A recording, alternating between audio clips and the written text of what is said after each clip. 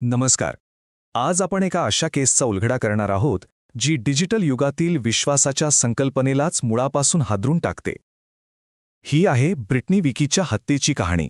तर गोष्ट सुरू होते 8 मार्च 2020 पासून. नेवाडामधलं एक छोटंसं गाव स्प्रिंग क्रीक.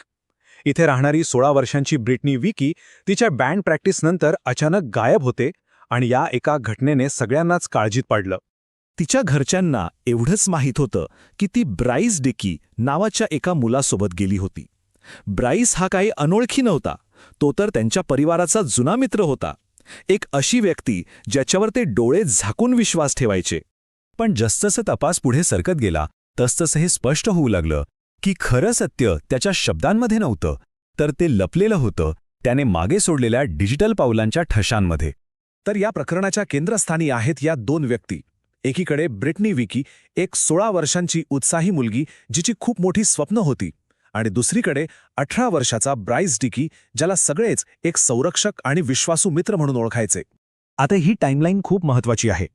8 मार्च रोजी दुपारी 3:30 वाजता ब्रिटनी ब्राइससोबत निघते आणि त्यानंतरचे 2 तास म्हणजे 3:30 ते 5:30 या 2 तासांत असं काहीतरी घडतं की त्यानंतर ब्रिटनीचा कोणाशीही संपर्क होत नाही. तिचा फोन थेट व्हॉइसमेलवर जाऊ लागतो. जेव्हा ब्रिटनीच्या काळजीत पडलेल्या घरच्यांनी ब्राइसला फोन केला तेव्हा त्याने एक वेगळीच कहाणी सांगितली. तो म्हणाला की त्याने तिला शाळेजवळ सोडलं, जिथे ती एका हिरव्या ट्रकमधून आलेल्या अनोळखी माणसाला भेटणार होती. आणि इथूनच या कथेत एक नवीन गूढ निर्माण झालं. पण पोलिसांना त्याच्या या कहाणीवर अजिबात विश्वास बसला नाही. म्हणजे एक तर रविवारी शाळा पूर्णपणे बंद होती, तो हिरवा ट्रक दुसरा कोणीच पाहिला नव्हता, आणि ब्रिटनीचा स्वभाव पाहता ती अशा प्रकारे कोणा अनोळखी व्यक्तीला एकटी भेटायला जाईल हे शक्यच नव्हतं. झालं असं की ब्राइसच्या या खोट्या कहाणीमुळे पोलिसांचा तपास पूर्णपणे भरकटला. त्यांनी तिच्या माजी प्रियकराची चौकशी केली, एका खंडणीखोराचा माग काढला, स्नॅपचॅटवरील एका अनोळखी व्यक्तीचा शोध घेतला. पण हे सगळं व्यर्थ ठरलं. हे सर्व सुगावे निव्वळ वेळ वाया घालवणारे होते. आणि मग 3 दिवसांनी 11 मार्चला ती बातमी आली जिची कोणालाच अपेक्षा नव्हती.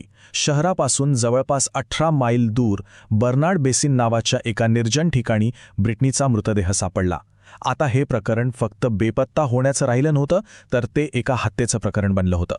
जेव्हा तपासाचे सगळे मार्ग बंद झाले तेव्हा पोलिसांनी आपलं लक्ष पुन्हा एकदा फक्त एकच व्यक्तीवर केंद्रित केलं, ब्राइस डिकी.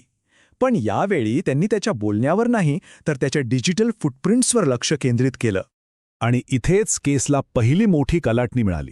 स्नॅपमॅपच्या डेटामधून एक धक्कादायक गोष्ट समोर आली. ज्या क्षणी ब्रिटनीचा फोन बंद झाला होता, अगदी त्याच क्षणी तिचा आणि ब्राइसचा फोन दोन्हीही एकाच निर्जन ठिकाणी ॲक्टिव्ह होते. दुसरा पुरावा तर त्याहूनही मोठा होता. पोलिसांना ब्राइसच्या फोनमध्ये एक सेल्फी सापडला. त्या सेल्फीच्या मेटाडेटामधून हे स्पष्ट झालं की तो फोटो त्याच बर्नार्ड बेसिन परिसरात काढला होता, आणि तोही ब्रिटनीच्या गायब होण्याच्याच दिवशी. त्याने केलेला प्रत्येक दावा आता खोटा ठरत होता. आणि मग आला तो शेवटचा आणि निर्णायक पुरावा, DNA.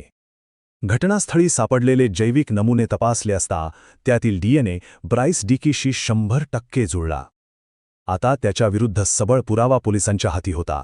तर इथे आपण बघू शकतो, एका बाजूला आहे ब्राइसची खोटी कहाणी आणि दुसऱ्या बाजूला आहे डिजिटल पुराव्यांनी समोर आणलेलं कठू सत्य.